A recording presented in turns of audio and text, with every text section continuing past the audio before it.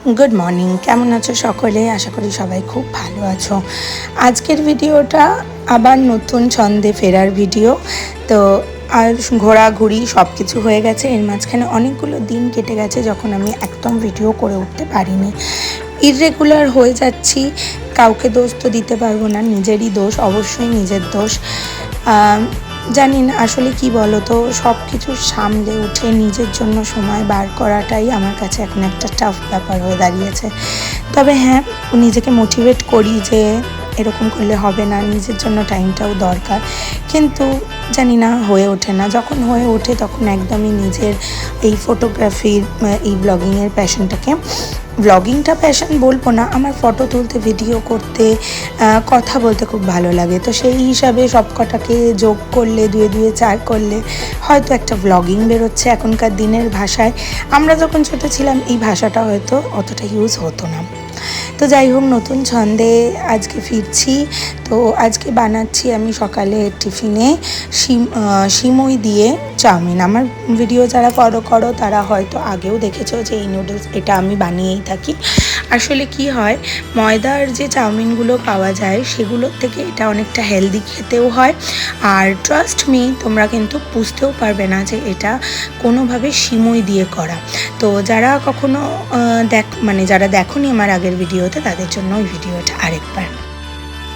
কড়াইতে তেল দিয়ে নিয়েছি, তারপরে তোমরা তোমাদের পছন্দ মতো যে কোনো সবজি যেগুলো তোমরা চাউমিনে ইউজ করো সেই সমস্ত সবজি দিতে পারো। আমি এখানে ইউজ করছি আলু, ক্যাপসিকাম, বিনস, গাজর, আর তোমরা চাইলে এখানে পেঁয়াজও দিতে পারো, আবার মাশরুম, পনির, এই সমস্ত জিনিসও ইউজ করা যেতেই পারে। বেল পেপার্স বিভিন্ন কালারের হয়, সেগুলোও কিন্তু তোমরা ইউজ করতে পারো। যতক্ষণে তেল গরম হচ্ছে ততক্ষণে আমি সবজিগুলোকে কেটে নিচ্ছি। এখানে কেটে নেওয়ার পরে আমি একবারে ধরে সমস্ত সবজিগুলোকে একসাথে কড়াইয়ের মধ্যে দিয়ে দেবো। হ্যাঁ, একটু একটা একটা করে ভাজলেও হয়, কিন্তু সত্যি কথা বলতে যখন আমরা ডেলি বেসিসে কাজকর্ম করি তখন আমাদের কাছে অত সময় থাকে না। আর এটা তো মায়েরা বুঝতেই পারছো যে টাইমটা ওইখানে দেবো সেই টাইমটায় হয়তো বাচ্চাকে একটু পড়ানো হয়ে যাবে, তাই যতটুকু না করলে নয়, খুব ভালোভাবে করে নিচ্ছি। আর এখানে দেখো সবজিগুলোকে একসঙ্গে তাড়াতাড়ি সেদ্ধ হওয়ার জন্য আমি নুনও দিয়ে নিয়েছি। আর এরপরে এখানে তোমরা দেখেই বুঝতে পারছো সবজিগুলো অনেকটা নরম হয়ে গেছে। এখানে আমি সবজিগুলো সেদ্ধ হয়ে গেছে। তো এখানে দেখো আমি ইউজ করছি ভাজা সিমই, যেগুলো অলরেডি ড্রাই রোস্ট করা আছে। মার্কেটে সাদা সিমইগুলোও পাওয়া যায়, কিন্তু সেগুলো যদি তুমি আনো ওটাকে আগে শুকনো খোলায় একটু নাড়িয়ে নিতে হবে, না হলে কিন্তু সিমই এটা একদম চাউমিন হবে না, ওটা পায়েস হয়ে যাবে, সবজি দেওয়া পায়েস, সেটা আমাদের চাই না। এখন আমি জলটা দিয়ে দেবো এর মধ্যে। সিমইটাকে ভালো করে সবজির সাথে মিশিয়ে নিয়েছি তার আগে।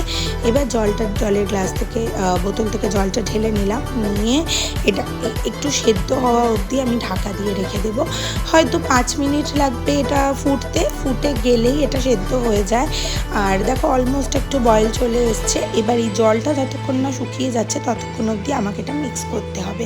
তো সেই কারণে প্রথমে জলটা একটুখানি বুঝে শুনে দেবে, কারণ যদি মনে করো জলটা বেশি হয়ে যাচ্ছে তাহলে কিন্তু আগে বেশি পিৎজা বানিয়েছিলাম, তখন সেই ঝরঝরে ব্যাপারটা, অরিগ্যানো আর কিছুটা চিলি ফ্লেক্স আমার কাছে আলাদাভাবে রয়ে গেছিলো। তো সেই চিলি ফ্লেক্স, অরিগ্যানো আর একটু ম্যাগি মশলা, এই জলটা অলমোস্ট যখন শুকিয়ে এসছে তখন দিয়ে ওপর থেকে দিয়ে দিচ্ছি। আর দিয়ে এটাকে একটু সুন্দর করে মিক্স করে নেব, তাহলে একটা দারুণ ফ্লেভার আসবে। ফ্লেভারটা কিন্তু খুব ভালো লাগে যখন এইসব জিনিসে একটুখানি তুমি ম্যাগি মশলা, অরিগ্যানো ইউজ করবে, তখন দেখবে এটার স্বাদটা অনেকটা বেড়ে গেছে। জাস্ট ট্রাই করো একবার।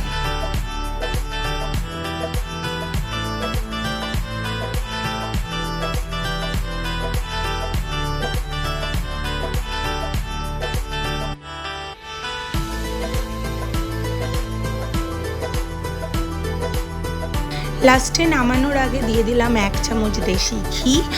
আর এই ঘিটা তুমি বাড়িতে বানিয়ে যদি ইউজ করো তাহলে তো আরও ভালো। তো ব্যাস এটা হয়ে গেছিলো। রান্না সেভাবে দুপুরবেলা মানে ইম্পর্টেন্ট কিছু করিনি, যেটা দেখাতেই হবে। আর যেটা আজকে তোমাদেরকে দেখাবো সেটা একটা খুব ইম্পর্টেন্ট জিনিস, যেটা আই এম শিওর কি তোমরা কখনো দেখোনি। সেটা হলো শিবের বিয়ের বরযাত্রী। কখনো শুনেছো শিবের বিয়ের বরযাত্রী যাওয়া হয়? হ্যাঁ, যাওয়া হয় নবদ্বীপে। অর্জুন থাকলে আমি আর ওটুকুও হয়তো যেতাম। মানে আমার অ্যাকচুয়ালি অর্জুনের সাথে এসব জিনিসগুলোকে এনজয় করতে ভালো লাগে। মা ছিল, মা থাকলেও যেতাম, কিন্তু মা চলে গেছে, তাই আমরা বাড়ির সামনে থেকেই দাঁড়িয়ে দাঁড়িয়ে বরযাত্রী দেখলাম। যদি দুজনের মধ্যে কেউ অন্তত থাকতো তাহলে আমরা হয়তো বরযাত্রী যেতাম, হয়তো। কারণ অবশ্য অনেকটা রাতে বরযাত্রী বেরোয়, ততক্ষণে মেয়েকে নিয়ে আমি আবার শুয়ে পড়ি, তো বেশি রাত অবধি আমিও জেগে থাকতে পারি না। তো এটা আমাদের বাবা যোগনাথ শিবের বরযাত্রী যাচ্ছে। সামনেই দেখলে ব্যান্ড বাজা চলে গেছে, আর এখানে বাবার একটা পোস্টার বানানো হয়েছে। এখন আমাদের বিয়েতেও দেখেছো না, পোস্টার বানানো হয়। তো এখানে বাবার পোস্টার, সঙ্গে করে লাইটিং আর কিছু বাজিও ছিল। ভীষণ নতুন একটা এক্সপিরিয়েন্স এখানে। আর এই দেখো পেছনে আসছে বরযাত্রী ব্যান্ড বাজা নিয়ে। আজকে ছিল বাবার বিয়ে। তো কদিন ধরেই যদি বলো কার সাথে, তাহলে প্রত্যেক শিব মন্দিরে নবদ্বীপে এই সময়টাতে ইয়ে হয়, আমাদের বাসন্তী পুজো করা হয়, বাসন্তী পুজো করা হয়। তো সেই মা দুর্গার সাথেই বাবার একদম রীতিমতো যেরমভাবে রিচুয়ালস নিয়ে বিয়ে হয়, ঠিক সেই রিচুয়াল ফলো করেই কিন্তু বিয়ে হয়। মানে ধরো 7 পাকে বাঁধা, সমস্ত কিছু হয়, মালা বদল হয়।